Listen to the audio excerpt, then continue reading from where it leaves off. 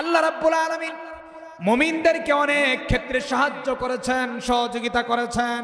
আল্লাহ তাআলা বলেন, আমি তোমাদেরকে অনেক ক্ষেত্রে সাহায্য করেছি, সহযোগিতা দিয়েছি, যুদ্ধের ময়দানে সহযোগিতা দিয়েছি।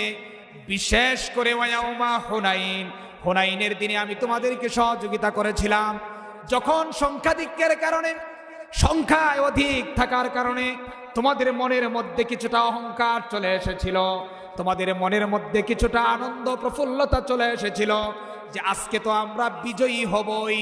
কারণ বদরের প্রান্তরে মাত্র ৩১৩ জন ১,০০০ কাফেরের মোকাবেলায় আমরা বিজয়ী হয়েছিলাম।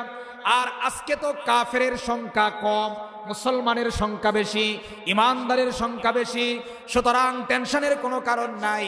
আজকে ইজিলি, অত্যন্ত দ্রুততার সাথে, অত্যন্ত কম সময়ের ব্যবধানে আমরা কাফেরদেরকে পরাজিত করে বিজয়ের বেশে আমরা মক্কায় প্রবেশ করব।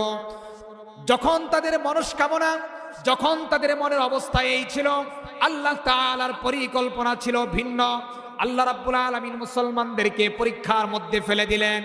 যখন মুসলমানরা হুনাইনের প্রান্তরে যাচ্ছিল, দুই পাহাড়ের মাঝখানে যে জায়গাটুকু, সেটাকে উপত্যকা বলা হয়, ওই সমতল ভূমিতে মুসলমানরা যখন তাদের বাহিনী নিয়ে চলে গিয়েছে, ওই কাফেরেরা পাহাড়ের বিভিন্ন গুপ্ত পথে লুকায়িত থেকে সংগঠিত ওই সংঘবদ্ধ মুসলমানদের উপর আক্রমণ করে মুসলমানদেরকে নাস্তানাবুদ করে দিয়েছে।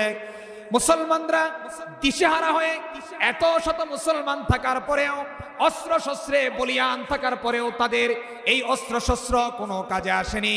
ময়দান ছেড়ে তারা পলায়ন করেছে, ময়দান ছেড়ে তারা চলে গিয়েছে। ইতিহাসবিদরা বলেছেন মাত্র ৮০ থেকে ১০০ জন মুসলমান, কতজন?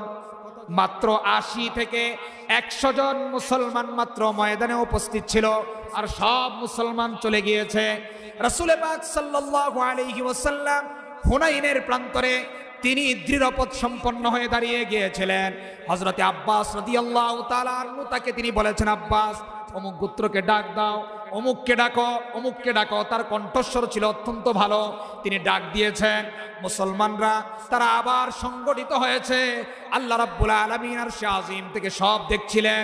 আল্লাহ তাআলা বদরের ময়দানে ওই ফেরেশতা দিয়ে মুসলমানদেরকে যেভাবে সহযোগিতা করেছিলেন, হুনাইনের প্রান্তরে ওই পর্যদস্ত হওয়া, বিপর্যস্ত হওয়া মুসলমানদেরকে ফেরেশতা পাঠিয়ে আবার মুসলমানদেরকে সাহায্য সহযোগিতা করেছেন। না হলে শুধু অস্ত্র দিয়ে, লোকবল দিয়ে মুসলমানরা কখনোই বিজয়ী হতে পারত না, ঠিক কিনা? যদি অস্ত্র দিয়ে, লোকবল বেশি দিয়ে যদি বিজয়ী হওয়া যেত, তাহলে হুনাইনের প্রান্তরে মুসলমানরা বিজয়ী হওয়ার কথা ছিল না। কারণ মুসলমানরা তো সেদিন কাফেরদের আঘাতে পর্যদস্ত হয়ে, বিপর্যস্ত হয়ে ময়দান ছেড়ে পলায়ন করেছিল। এরপরে মাত্র ৮০ থেকে ১০০ জন মুসলমান ময়দানে অবশিষ্ট ছিল। রাসূল সাল্লাল্লাহু আলাইহি ওয়াসাল্লামের আহ্বানে, হযরতে আব্বাস রাদিয়াল্লাহু তাআলা আনহুর চিৎকারে তারা আবার সংগঠিত হয়ে মুসলমানরা কাফেরদেরকে সেদিন পরাজিত করেছে। আল্লাহ রাব্বুল আলামিন বলেন, মুসলমানদেরকে আমি অনেক ক্ষেত্রে সাহায্য করেছি, বিশেষ করে হুনাইনের দিনে।